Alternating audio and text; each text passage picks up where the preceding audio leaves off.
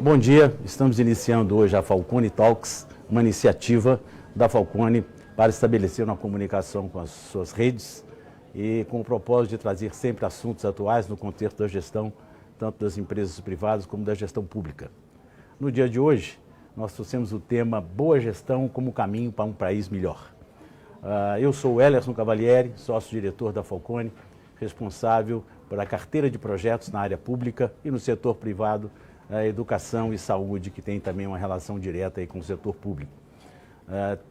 Temos hoje conosco aqui a minha amiga Luana Tavares, CEO do CLP, Centro de Formação de Liderança Pública, e que vou pedir que ela se apresente e em seguida a gente vai iniciar aqui um bate-papo, uma discussão sobre os principais pontos que a gente enxerga oportunidade de melhoria na gestão pública.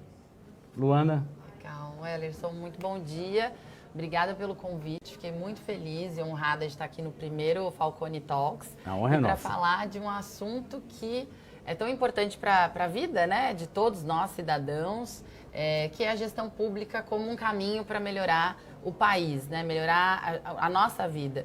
E um tema ao qual eu me dedico já há 14 anos, o Ellerson, desde muito nova, né? Iniciei minha carreira na gestão pública por meio do terceiro setor, que é onde o CLP atua, né? Nós somos uma instituição sem fins lucrativos e que tem um propósito de melhorar o país, né? De melhorar o Estado brasileiro por meio do engajamento da sociedade e do desenvolvimento de lideranças públicas pelo país afora, né? O CLP, nesse contexto, já atua há 11 anos com esse tema e muito motivado pela ausência, né, que era uma provocação que nós nos fizemos ali no início da nossa atuação, de ausência de estadistas, de lideranças públicas que realmente pudessem transformar o nosso país, que tivessem um papel fundamental na construção do Estado democrático de direito, na construção das instituições, na entrega de serviços públicos, na melhoria da situação do nosso país como um todo.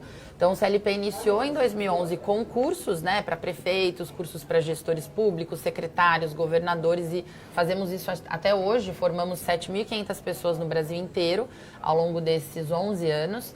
Temos uma pós-graduação em liderança e gestão pública, um ranking de competitividade dos estados que trabalha conteúdo para gestão pública. E também a gente atua por causas que a gente julga que são importantes estruturais para o país, como a reforma política, gestão de pessoas no setor público, reforma da Previdência. Temas que a sociedade precisa se apropriar também para fazer com que esse processo não passe só pela melhoria da gestão pública, né, e a qualificação dos gestores, mas que a sociedade também seja envolvida e faça o seu papel. Então, estou bem contente de estar aqui e acho que vai ser uma conversa muito bacana, né? Trocar e contar dessa experiência, o que a gente tem visto, o que a gente tem de oportunidades, como o Ellerson falou, para esse caminho. Muito bem. Eu não sei se você sabe, a nossa origem também começa no terceiro setor. Nós começamos na Fundação Cristiano Ottoni, vinculada à Escola de Engenharia da Universidade Federal de Minas Gerais. Isso, eu estou nesse trabalho com a Falcone há 25 anos, portanto lá atrás, há 25 anos atrás, na Fundação Cristiano Ottoni, me lembro bem da missão que motivou todo aquele trabalho. Eu não sei se saberia dizer exatamente como era, mas era algo do tipo, olha, a nossa missão é melhorar a qualidade de vida do povo brasileiro por meio da melhoria, né, da produtividade e da competitividade das empresas brasileiras. Isso está no nosso DNA até hoje, né? De fato, a Falcone tem assim uma vocação muito especial para estar atuando no setor público, para estar ajudando o país. O professor Falcone, o nosso principal mentor, guru, tem assim um foco muito forte, uma preocupação muito forte em ajudar o país. E começamos praticamente atuando no setor privado, mas logo vimos que a área pública poderia se beneficiar muito de tecnologia de gestão. E começamos algumas experiências com alguns municípios, vimos que deu certo, migramos para algumas áreas públicas como os hospitais, algumas escolas, vimos que deu certo e ousamos então a investir mais na área pública e começamos a trabalhar em estados, já atuamos em 11 estados brasileiros, no governo federal, vários municípios, empresas públicas, e a gente tem se gratificado muito com isso. Então a nossa história é um pouco parecida nesse sentido. Mas estando aqui com a Luana, me veio uma reflexão interessante. Nós da Falcone temos uma crença muito forte em 3 fatores de sucesso. Eu diria assim, 3 fatores básicos de sucesso de qualquer organização, seja ela pública, privada. Primeiro é conhecer do negócio, conhecer daquilo que se faz. Seja uma seção, seja um departamento, seja uma secretaria, um ministério, né? É preciso conhecer por dentro, né? Então, conhecimento técnico, sem dúvida nenhuma, é fundamental. Se eu estou numa cervejaria, eu tenho que saber fabricar cerveja. Se eu estou numa padaria, eu tenho que saber fazer pão. Se eu estou numa seção de compras, eu tenho que conhecer toda a legislação envolvida, técnica de preço. Então, conhecer do negócio é importante. Outra coisa é conhecer sobre método de gerenciamento. Como atribuir uma meta, como fazer um plano de ação, né? Como fazer uma análise, como fazer um acompanhamento adequado. Isso é metodologia de gestão. E a gente, ao longo dos anos, vem tendo uma crença muito forte de que esses fatores são muito importantes, mas por si só eles não garantem resultado. Tem um aspecto importante, Luana, que eu não saberia dizer se é 50%, 70% de um resultado positivo, que é a questão da liderança. E aí entra o CLP, e eu já trago assim uma curiosidade para te ouvir, né?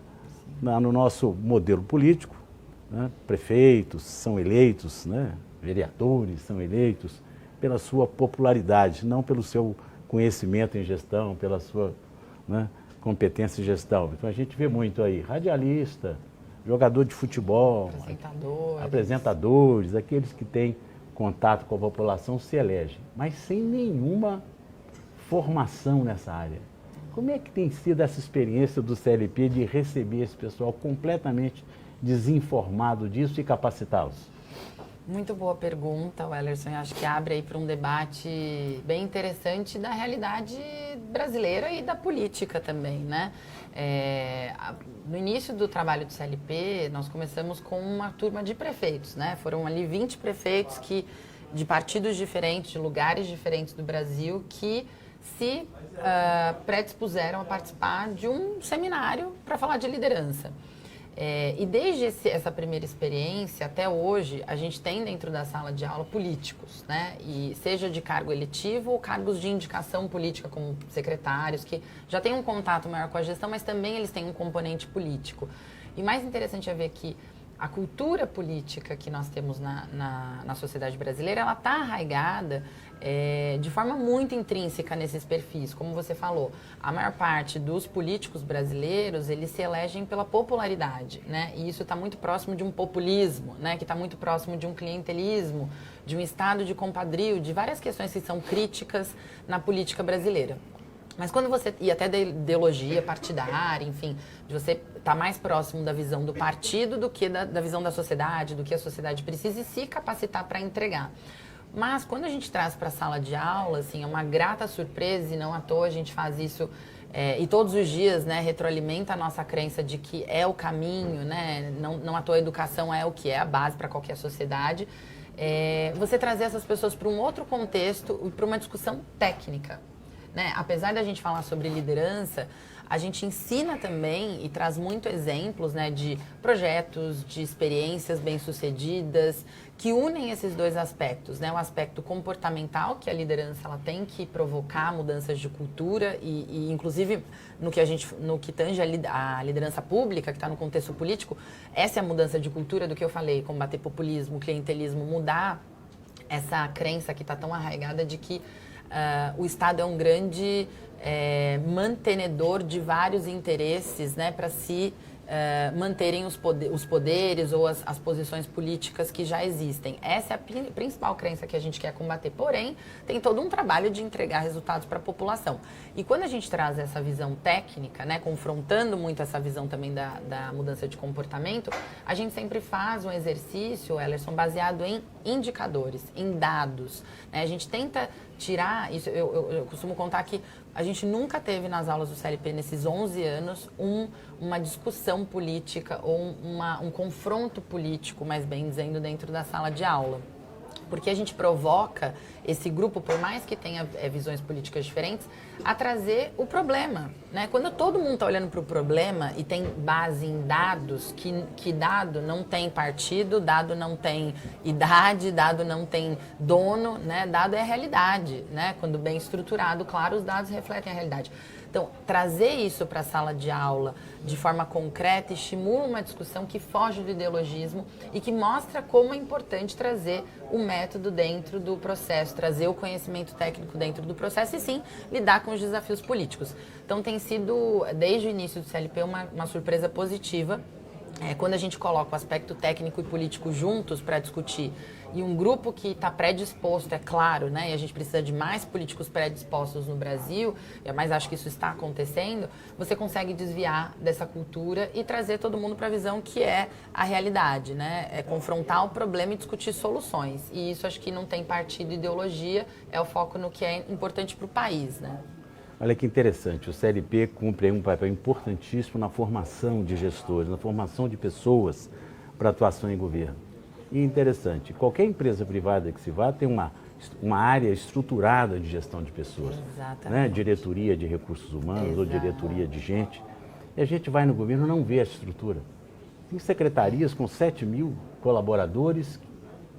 Mas quem é que faz gestão de pessoas? Quem está preocupado no desenvolvimento das pessoas, em agregar conhecimento? Tem ali, mal, uma folha de pagamento sendo processada.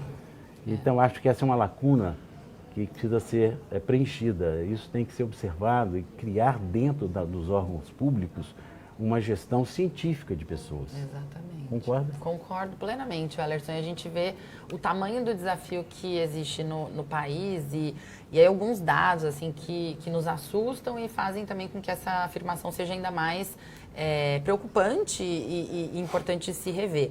A gente tem no país atuando mais de 13 milhões de pessoas no setor público, né? São pessoas que estão em cargo, sejam servidores de carreira, sejam indicação política, autarquias, enfim, todo mundo que declara, políticos também estão nessa conta, 13 milhões de pessoas. É mais de 20% da população econômica ativa, isso dados de 2015, pode ter já crescido um pouco.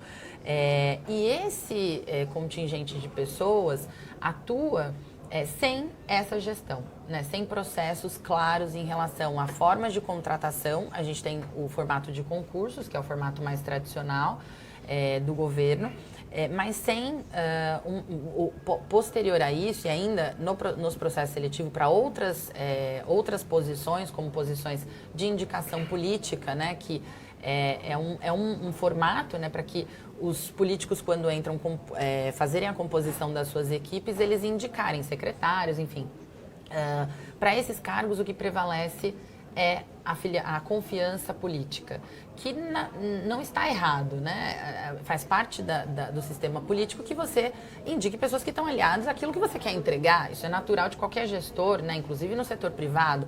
Mas quando você olha o componente da complexidade que tem no setor público e você não ter aliado à indicação de confiança um processo seletivo ou uma avaliação técnica do histórico, se aquela pessoa ela tem realmente competência para atuar naquela função, você está criando um modelo de incentivos completamente errado, facilitando ali uma dificuldade, né, em relação a entregar resultados para a população, né, o foco na população, aonde vem essa pergunta, né, no meio do caminho é muito importante. E você cria também uma dificuldade de fazer com que isso seja um processo cultural, né, com que essa dinâmica de ter um processo de entrada bem estruturado gere resultados positivos no final, porque depois disso você não tem sistema de avaliação, de desempenho, isso gera também uma falta de motivação, né? A gente estava aqui lembrando alguns números de o quão rápido as pessoas chegam no teto de remuneração, né? E quanto que isso desmotiva. Claro que a remuneração é, sim, um componente importante, mas você, com uma idade muito ainda jovem, né? Numa idade ainda muito jovem, você ter um salário muito alto vai te desmotivar, sim, de buscar crescer, de buscar outras funções. E aí o que acontece é que a gente acabou crescendo nos últimos 15 ou 18 anos, o número de servidores públicos, essa conta começou a apertar, né, os cofres públicos. Hoje 13% do PIB vai para pessoal, né, no nosso país, e deixou muito pouco para investimento em outras áreas. Então, os próprios servidores, a própria administração não conseguem entregar, por mais que tenha um volume grande de pessoas. E aí que vem toda a complexidade de não se ter processos de gestão de pessoas e aonde que isso impacta na entrega dos serviços públicos e na nossa vida, né, como cidadãos. Quando a gente fala que está faltando recursos nos postos de saúde, que cai uma ponte por falta de manutenção, né, como aconteceu aqui na cidade de São Paulo, ou quando a gente tem problemas na estrutura de escolas, falta de professores, é por conta desse modelo, né, operacional que foi sendo construído ao longo dos últimos anos, sem processos de gestão, sem ter esse modelo de eficiência operacional. Né? A sua fala resgata pontos importantíssimos, quer dizer, a falta de gestão de pessoas, né, leva a uma baixa produtividade. Baixa produtividade é uma forma de desperdício. Exatamente. E desperdício, né, do recurso público é inaceitável, porque é de todos. Né?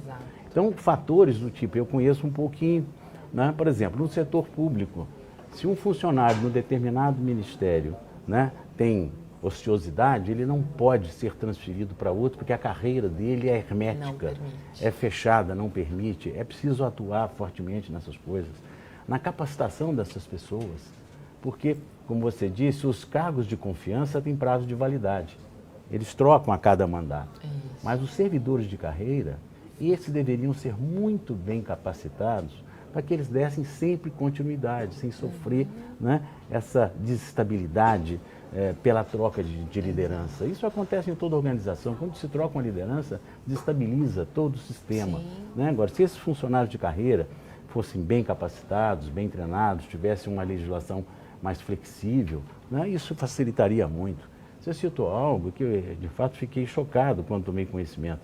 Por exemplo, um jovem que participa de um programa de trainee hoje, uma grande empresa brasileira, entra ganhando 5, 6 mil reais no máximo. No governo federal é 18. Né? Só que em 5, 6 anos ele bate no teto. E aí desmotiva, como você cita. Então é preciso vontade política, é preciso atuar fortemente, né, em legislação para permitir que a gente crie condições para fazer uma boa gestão de gente. Porque gente é que faz resultado, né? Totalmente. Né? Então, sem dúvida. Muito, muito bem colocado. Mas nessa linha tem um outro ponto também que eu gostaria de ouvir, pela tua experiência na área pública, é que ao frequentar às vezes as repartições, eu honestamente não vejo gente à toa nos corredores batendo papo de braço cruzado, não. Vejo gente trabalhando. Mas fico refletindo, aquele trabalho que eles estão fazendo agrega valor? Né? Conhecendo um pouquinho, tem uma cultura do controle, do controle, do controle, do controle, que não agrega valor e que se mostrasse eficaz a gente não tinha tanta especulação nessa área, né? Sim. Como formar esse pessoal a ter essa visão crítica, né? De se fazer o necessário, de questionar se agrega valor, de ter somente o recurso mínimo necessário, né?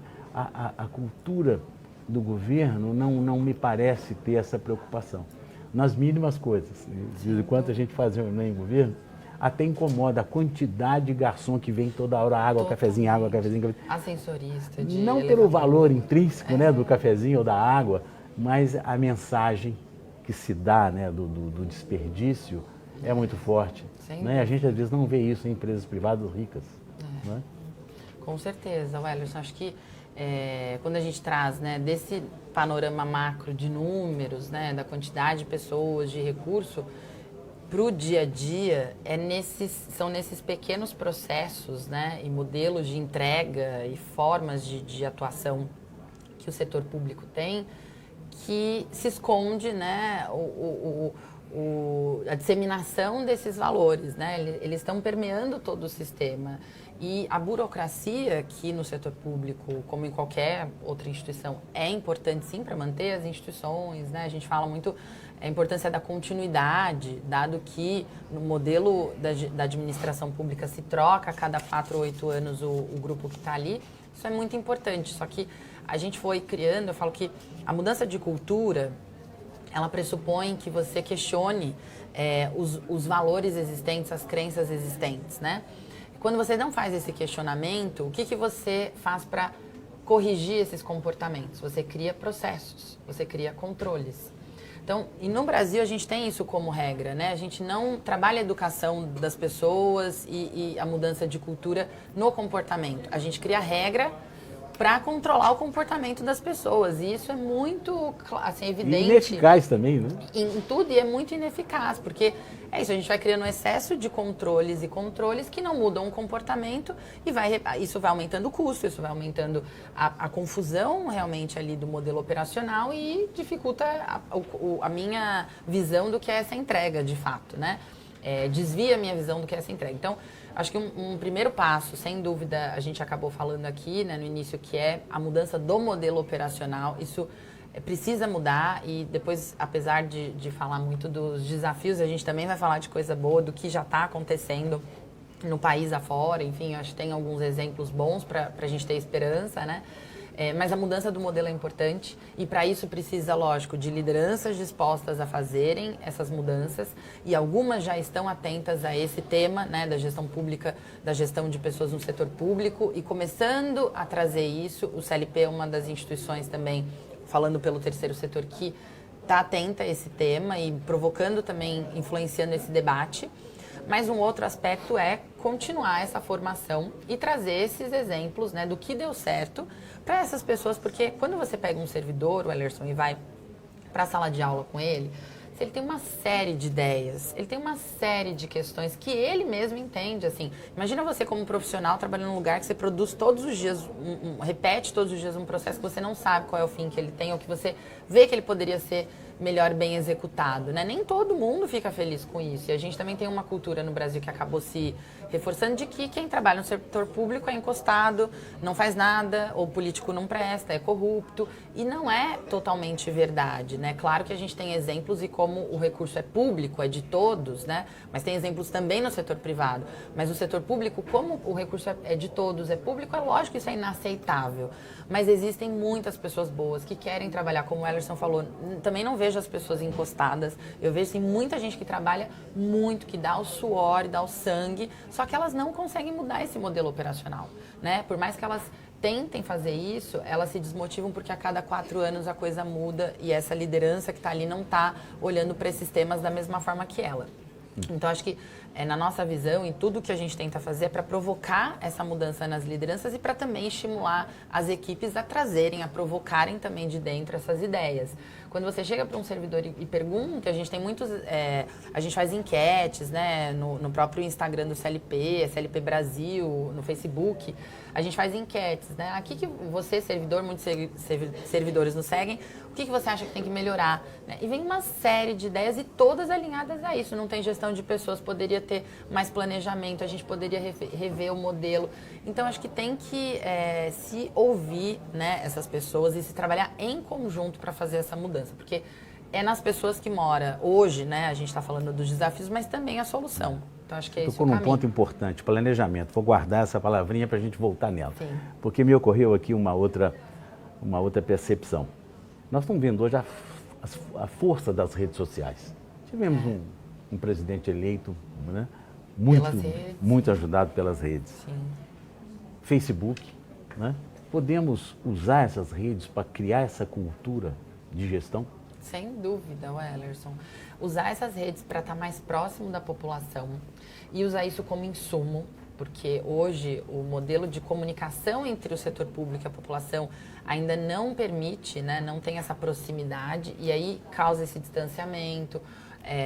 As pessoas até se colocam numa posição mais passiva porque não veem a forma de dialogar com o setor público, mas também trazer inovação, né? De que forma que eu uso essas informações para realmente mudar, né? Eu dou um feedback diferente para a população.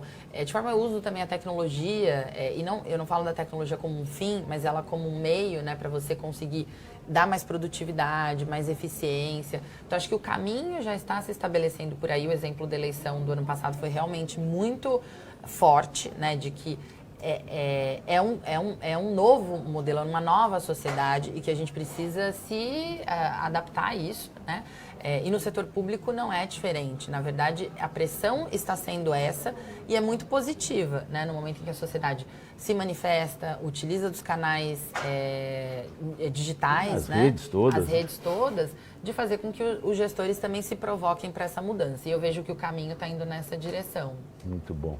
Eu queria resgatar um pouquinho a questão do planejamento, né? Eu acho que falta visão de longo prazo. Sim. Né? Por exemplo, no setor privado, a empresa faz seu planejamento estratégico com um horizonte, né, de 15 anos, de 20 anos. O governo, muito embora tenha lá os seus PPAs, né, mas ninguém olha o mandato ali num curtíssimo prazo e eu acho que isso é terrível, porque a descontinuidade que a gente percebe talvez seja a falta de um planejamento de longo prazo levado a sério. Exato. Mais forte do que os governos. Exatamente. Né? É um ponto que eu acho que teria que ser muito bem explorado para dar um norte. O governante pode dar até a sua visão política, social, então, mas dentro de uma linha já previamente aprovada, que ele não pode fugir porque é do país, né? E não do governo dele. Né? É um ponto importante, sim. Mas gostaria também de resgatar, e o CLP me faz lembrar também de coisas boas, tivemos uma parceria de sucesso na educação no Rio de Janeiro no passado. Né? E o que remete um pouquinho a essa condição política de que falamos, né? Que o governo tem prazo de validade, muita coisa que é feita boa, com bons resultados, perde no governo seguinte, talvez pela falta desse planejamento, né? Mas uma parceria que me faz lembrar bem é a nossa parceria com a educação no Rio de Janeiro. Né? Eu gostaria que você falasse um pouquinho, né, das grandes contribuições que nós demos ao Estado, à educação do Estado do Rio de Janeiro naquela ocasião. Sim, esse exemplo é muito emblemático, né, Wellerson? E acho que em todos os sentidos, assim, no sentido de inovação, né, de mudança no modelo de gestão, de resultados e também para a gente refletir um pouco em relação a essa questão da continuidade. O que nós fizemos lá no Rio, na época eu estava na Fundação Brava, né, e a gente acompanhou esse processo por lá, e no CLP a gente continuou contando essa história como um grande exemplo nos nossos cursos, porque realmente foi uma mudança bastante significativa. A educação no Rio de Janeiro estava na penúltima, 26ª, né, penúltima colocação. No IDEB. No IDEB, atrás, acho que era Piauí, o último colocado em 2012, se eu não me engano. E então, né, secretário Wilson Risolia queria fazer um projeto que fosse bem estrutural, que engajasse realmente, né, os servidores e mudasse ali os processos, a forma, esse modelo operacional que a gente falou aqui. E ele trouxe a Falcone junto com várias organizações que patrocinaram, apoiaram esse trabalho. E aí vem a importância também da sociedade civil participar, né, e cria um pouco esse tecido de sociedade, né, ali atuante. Foram feitas diversas ações, mas eu queria destacar uma delas, né, ligadas à gestão, a planejamento, a rever os indicadores de cada escola, né, do Estado. Mas uma delas tem tudo a ver com o que a gente está falando, foi o fato de se ter feito um processo seletivo bem estruturado para gestores pedagógicos, né, coordenadores pedagógicos e diretores de escola. Esse é um componente que já se mostrou por diversos estudos e práticas no Brasil, que é muito importante, mas que é relevante para o resultado, mas que é muito difícil politicamente se fazer. Por quê? Os cargos como diretores de escola ainda passam por indicações políticas, que nada mais é que o vereador daquela cidadezinha, que atua naquela região, o deputado, que liga para o prefeito, que liga para o governador e fala, não, mas tem uma pessoa que eu conheço, ou até da própria comunidade, não, esse aqui é a pessoa que é mais popular, que está mais... Mas não necessariamente por ter capacidade técnica, por ter histórico, por entender de gestão e conseguir conduzir uma escola que nada mais é do que uma instituição, né? É uma instituição que tem pessoas trabalhando processos e um resultado que produz. Então, assim, é um sistema complexo, como se fosse uma empresa, né? Assim, comparando com a complexidade que o setor privado também tem em gerenciar. Então, essas pessoas eram indicadas sem o menor critério, né, na maioria dos casos. E foi feito um processo seletivo como um dos componentes para toda essa mudança, que motivou muito as pessoas, né, mudou um pouco o modelo de operação tradicional, né, então deu um recado para as pessoas, várias ações em relação ao acompanhamento dos resultados, engajamento da comunidade, engajamento do corpo, né, todo de professores, coordenadores pedagógicos, diretores e da secretaria foi feito. E em 2 anos, o Estado do Rio de Janeiro chegou em 4º lugar no IDEB, saiu da 26ª colocação para o 4º lugar. Assim, esse é um exemplo que é muito importante a gente observar, porque realmente ele pegou... os componentes mais críticos e deu realmente foco a ele. O planejamento, as metas, a gestão e pessoas, né? Você trabalhar com as pessoas certas nos lugares certos. E isso faz também refletir a questão da continuidade, né, Wellerson? Quanto é importante a sociedade se envolver, né? Eu acho que essa é uma reflexão do Estado do Rio de Janeiro, para que haja continuidade nesse processo. Depois da mudança de governo, teve um desafio muito grande de se manter essas práticas. Então, por isso que quando a gente fala do processo de se transformar, de se implementar ações como essa na gestão pública, é muito importante se envolver vários atores da sociedade para que eles, além do governo que está ali, além seja o secretário, seja o governador, eles cobrem a continuidade desse modelo, né? A sociedade comece a cobrar. E acho que esse é o próximo grande passo. A gente já tem muitas sinalizações no Brasil de que é possível melhorar a produtividade, é possível melhorar a eficiência, é possível melhorar a qualidade dos serviços públicos. Mas se a sociedade não participar ativamente para que isso seja contínuo, a gente vai sempre, né, ter o voo da galinha que sobe e desce e não mantém. Acho que esse é o principal daqui para frente como legal. Sociedade, né? Pegando o gancho, é possível melhorar a produtividade também no setor público. E vou compartilhar com você uma dúvida que tive no passado. Quando eu fui convidado para atuar no setor público, eu confesso que era um pouco descrente de que seria possível aplicar gestão, né, na área pública. Primeiro porque a Falcone tem como premissa, você nos conhece, foco em resultado. Né? Nosso trabalho é focado em resultado. Meta e buscar a meta. Esse é um ponto. E com as pessoas. É outro valor nosso. Nós trabalhamos sempre a quatro mãos com o cliente. E quando eu vi isso na área pública, eu falei, meu Deus, será possível? E é possível, viu, gente? Foi uma experiência muito gratificante. Eu percebi o seguinte, muito embora nós falamos aqui de remuneração no governo federal, do jovem que entra ganhando muito, né? Mas não é essa a realidade nas demais áreas públicas, como os governos estaduais, secretarias, secretaria municipal, o salário é baixo. Com toda essa questão, a chefia ter prazo de validade, todo esse ambiente, falei, como é que as pessoas se motivam, né? Como é que as pessoas acordam cedo, vão lá, trabalham, fica depois do horário. E tem gente que faz isso. Muita gente. E eu fiquei pesquisando o porquê disso. É a questão do propósito. Né? Quando ele percebe que ele tem, de fato, um desafio claro colocado, uma meta colocada, que ele alcança e vê essa meta traduzindo em alguma melhoria para a população, é altamente gratificante. E isso faz com que muito servidor público faça essa doação para o país, né? Então, essa é uma experiência que tive que me motiva muito na área pública e tenho certeza que pelo seu trabalho é o que te motiva também. Sem dúvida. Né? Sem dúvida. É ver, assim, quanto é possível, né? Acho que vocês também vivem muito esse dia a dia e nesse exemplo específico a Falcone foi muito importante, né? De ter essa habilidade de provocar o conhecimento, trabalhar junto com as pessoas e ter muito foco em provocar realmente a visão de o que a gente está perseguindo no final, né? Qual que é o final da linha ali é o cidadão, é o aluno, mas assim, é o cidadão do futuro, né? Que a gente está construindo e é uma sociedade que a gente está construindo. Então, acho que quando a gente resgata esse senso de propósito, Wellerson, nos servidores, até nos prefeitos, né? Não falando apenas do corpo técnico, né, hoje da administração pública, mas a gente já viu resgates, inclusive nesses cursos que a gente faz para prefeitos, de políticos, né, assim, que também se sentem muito solitários por não conseguirem compartilhar esses desafios em qualquer fórum, porque a política, a cultura política no Brasil também os pressiona a ter as respostas, né, a falar dos feitos e não de falar dos problemas. E quando vem um corajoso e faz isso, ele se suicida politicamente. E o indicador do político é o voto, né? Como o indicador do empreendedor ali, o crescimento, enfim, as metas que ele se coloca para desenvolver o negócio, do político é o voto. Então, no fim do dia, isso tem que estar considerado na discussão, né? E a gente não pode renegar a política.